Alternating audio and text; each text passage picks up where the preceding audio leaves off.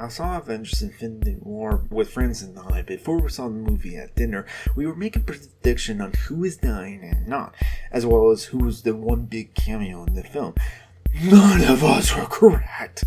I was genuinely shocked at how many people weren't left standing after the ending. In conversations with friends after the movie, they mentioned how Tom Holland and Chad Bosworth were still on contract to do more films. And so most, if not a lot of the deaths or disappearance are not permanent. But that didn't fucking matter as I was watching the ending. I mean, Tom Holland's, Robert Downey Jr.'s acting, as well as many others, is what sold that scene. I was convinced of what those characters were feeling in the moment, and the weight of the emotions that they were feeling with a sense of dread, crippling fear, and loss.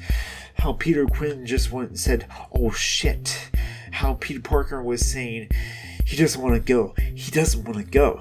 Really got me to cry as I was watching the movie for the third time. Some of my friends were sad at that ending, especially with Black Panther disappearing. Most of us weren't depressed after the film because we still enjoyed it, but we were for sure processing that ending. My god, that ending. Actually, in the movie theater, I said, "Listen, everyone, there's a line of people outside the theater. Let's not all go." Man, I was surprised to learn that Darth Vader is Luke's father. Because, yeah, I think you all know by now if you're watching this, because you should know by the title, this is a spoiler review of it. So, you're getting spoiled the movie. Watching this movie with the full theater was an experience. Hearing people saying, "What?" and taking big gasps of air in shock, saying "No" out loud and stuff like that. With most of the original Avengers members still standing in shock at what was happening. I mean, this might be one of those cliffhangers of an ending that will be talked about for years down the road as a cultural event in movies. I was not surprised that this movie was just part one. I was still significantly blown away at the execution. You never know who might live by the end of this whole saga, but I think there's good chances that characters like Vision is dead good. And that is sad and damaging for Scarlet Witch, but I think it will stick because Vision has a lot of good arcs and development between him and Wanda, and I think that would have a lot of impact on them. I also think Gamora is down for the count, and again, devastating for Quill.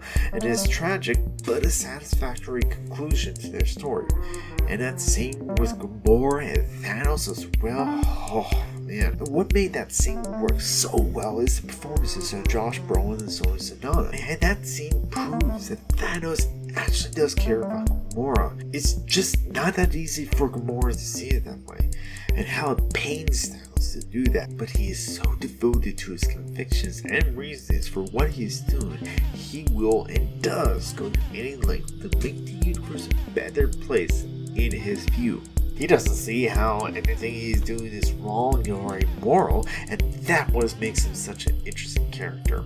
My friends and I thought the cameo by the Red Skull, it was really cool and made a lot of sense, and even though he did nothing but serve as exposition, we were guessing that Adam Warlock would have been the cameo, but it made sense to have a character that the audience already know, but haven't seen in a long time, instead of a brand new character that most everyone needs to be introduced to.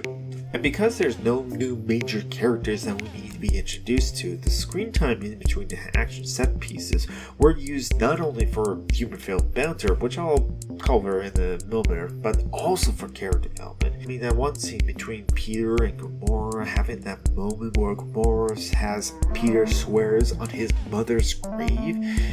Oh man, it gives emotional weight to the future scenes. I mean, a Rocket acting like a captain and talking to Thor about his day, which, when you think about it, is probably the worst days that anyone would ever have. Thor's ship gets attacked and almost all of his people, his followers, dies, including many of his friends and his brother Loki. I mean, losing Loki after both of them have reconciled much of their differences would be heartbreaking for most people. And yet through all of that, Thor keeps a happy face, focusing on what must be done. I thought that was a really good scene. One of many in this movie. And speaking of Loki, I also think he's down for the count as well. There were plenty of arcs and development for Loki and Thor separately and together, and it will be appropriate for the story to have Loki not come back. There's also the possibility as well for Visions and Gamora to possibly come back. There are magical stones that can do anything after all. Now the humor in this movie is great, as per usual for a Marvel film. Marvel seems to knows when to deploy humor to keep the scene or movie from being too cliche at times. Like towards the end of Black Panther, before the final action scene, T'Challa, Shuri, Nakia, and Agent Ross said that we're all in this together, and then Mbamko yells, "Ah! Are you done? I mean, seriously, are you done?" I don't know if they have it down to the formula.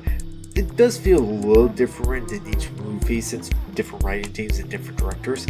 But Marvel is consistently good at using humor correctly, unlike Warner Brothers.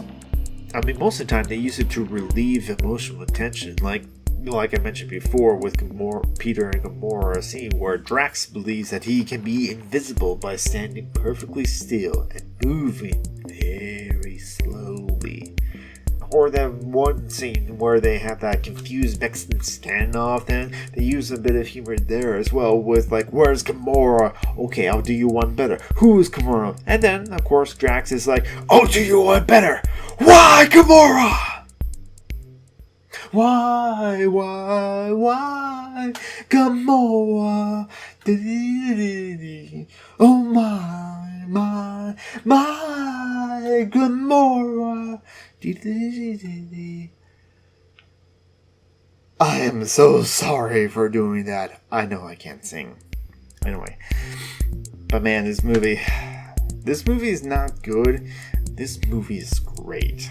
Not quite as great as Black Panther, but that's a high bar. But great nonetheless. For me, I would safely put this somewhere in my top 10 of the Marvel movies, along with like Winter Soldier and Civil War and Guardians 2 and the first Avengers. I love it.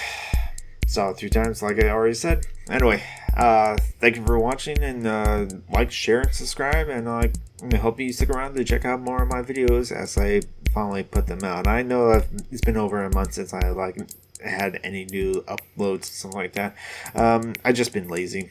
That's the truth. Anyway, catch you around. Stay awesome, my friends.